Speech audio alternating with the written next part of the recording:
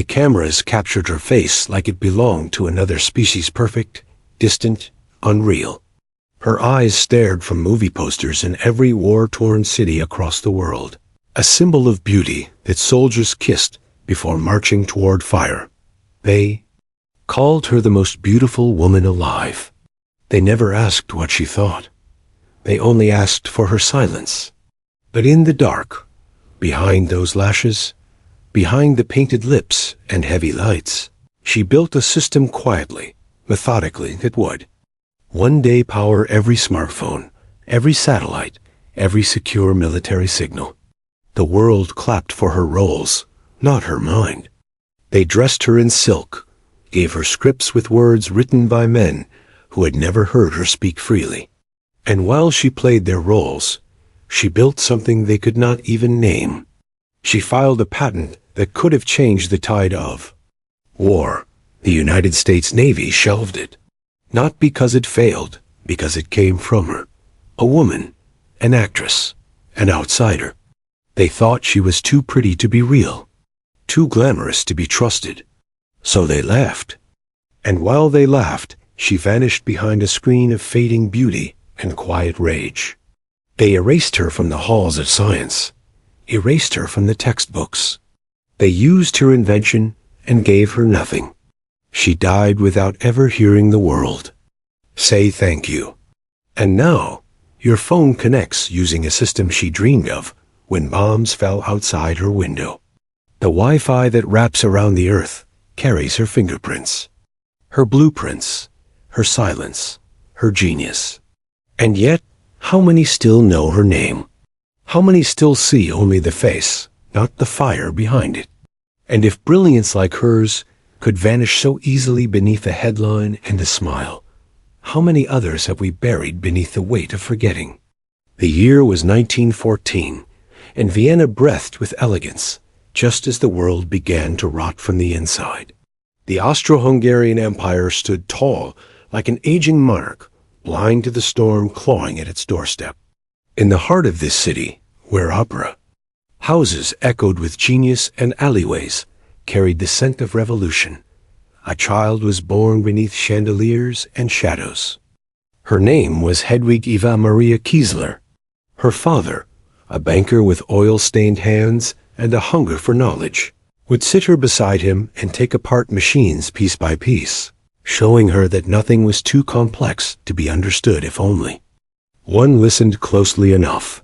He whispered numbers to her like lullabies. Her mother, a concert pianist, watched with worry, already knowing that her daughter's mind belonged to a world that rarely welcomed women. Outside their windows, the empire cracked. War came like a disease, first in whispers, then in explosions. But inside their apartment, Hedwig learned silence. Not submission, but observation.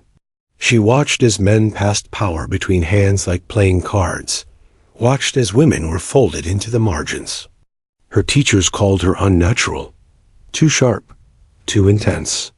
They said no girl should ask questions like that, but she did. Always by 12, she had already dismantled a music box to understand how it kept time. By 13, she wrote essays on the human voice as radio frequency.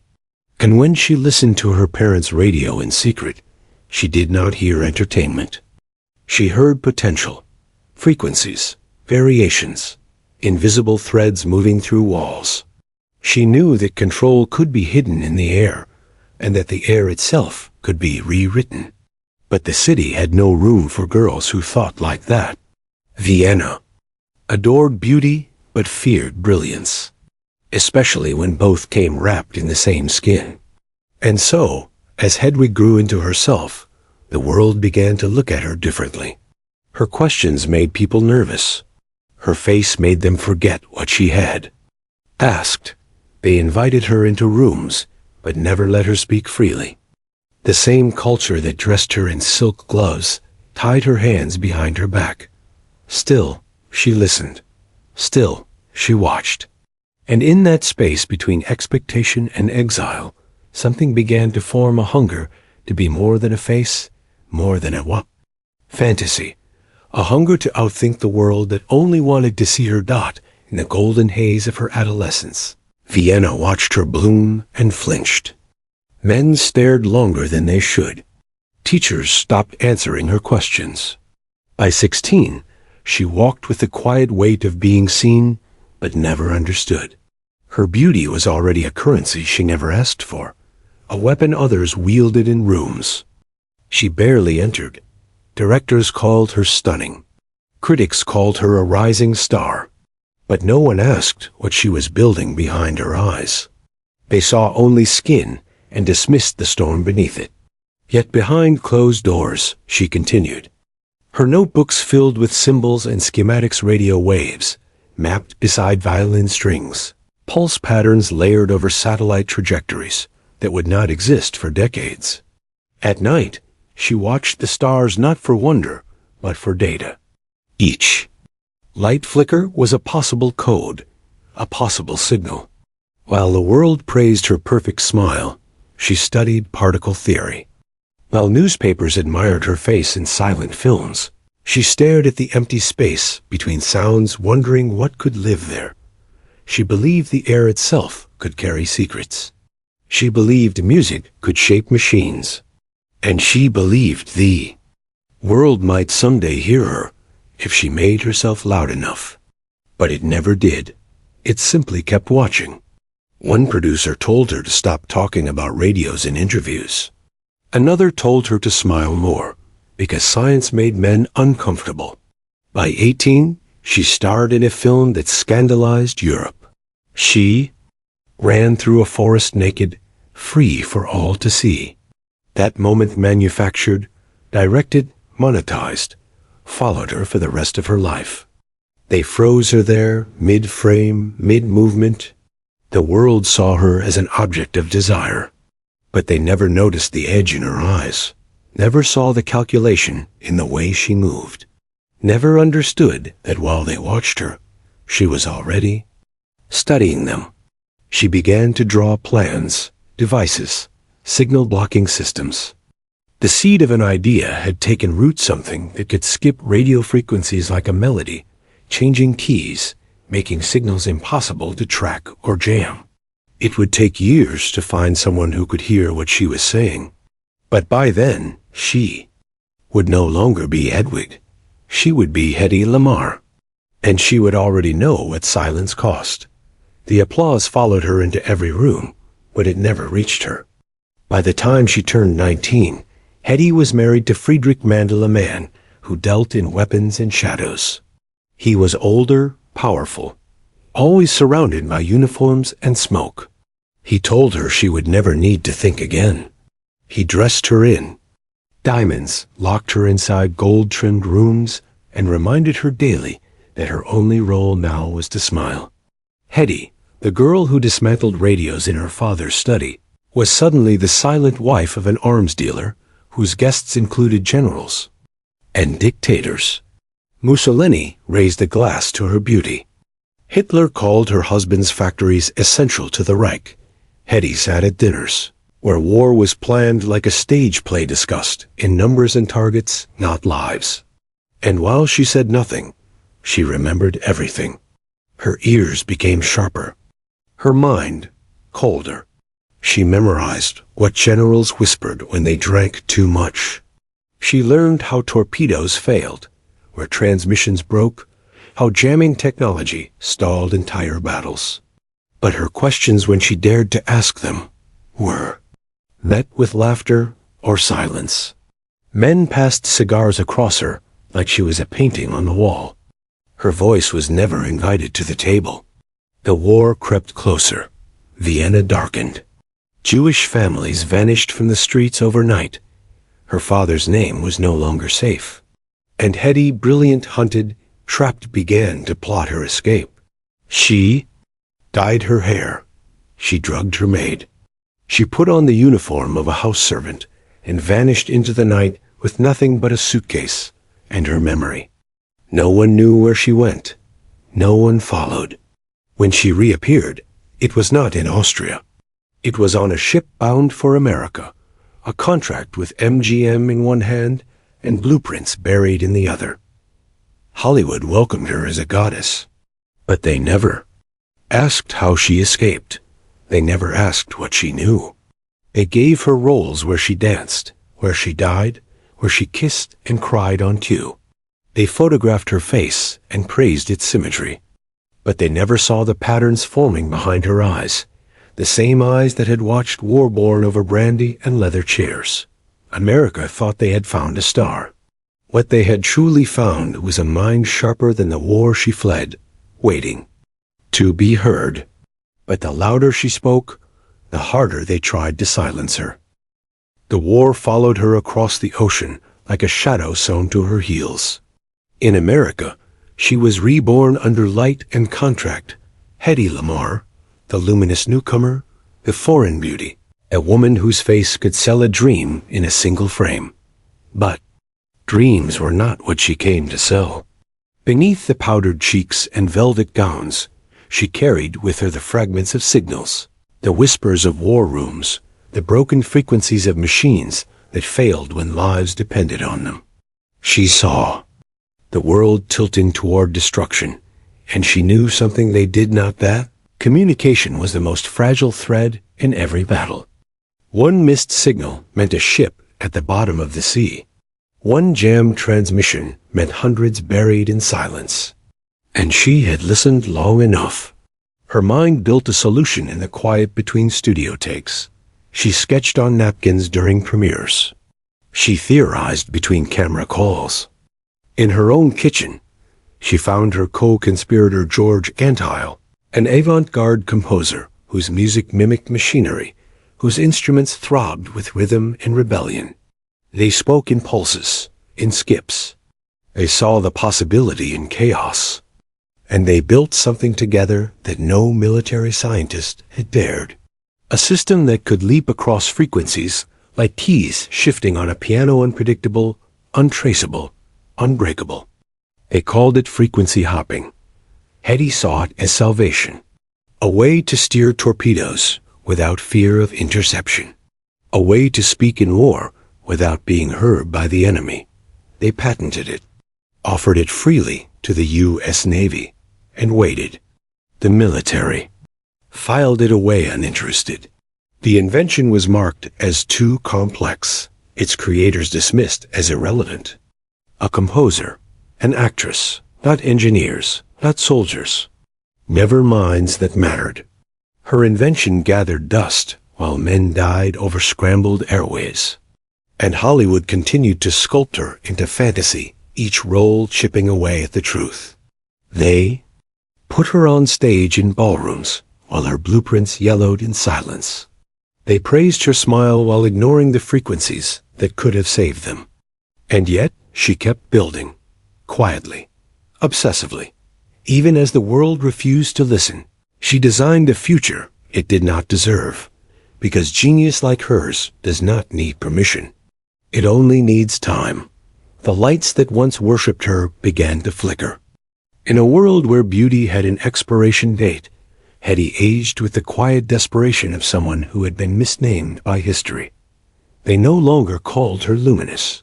They called her difficult. Her scripts grew thinner. Her voice was softened, rewritten, reduced. Her ideas were no longer welcomed with mockery. They were no longer welcomed at all. In the stillness of her Los Angeles home, she dismantled radios again. Not for curiosity this time, but to remember. Each part a reminder of what she once offered to a country that never said her name with respect. The war ended. Her invention was never used. At least not when it could have saved lives. But as the world rebuilt itself, her system was stolen. Silently integrated into missile defense, then into private communications, then into the skeleton of everything we now call modern. She watched her legacy stolen one frequency at a time. She never saw a dollar. She never saw her name printed beneath the blueprints she authored in silence. And when she tried to speak again, tried to remind them, she was met with headlines that mocked her face, not her mind. They laughed at her surgeries. They dissected her appearance like she was still a role, still a doll, still a body. Her brilliance rotted beneath their gaze. One arrest followed her for decades, a stolen piece of jewelry she never stole, just another script forced onto her life. She became a recluse, fading behind closed curtains, her mirrors covered, phones unplugged, letters unread.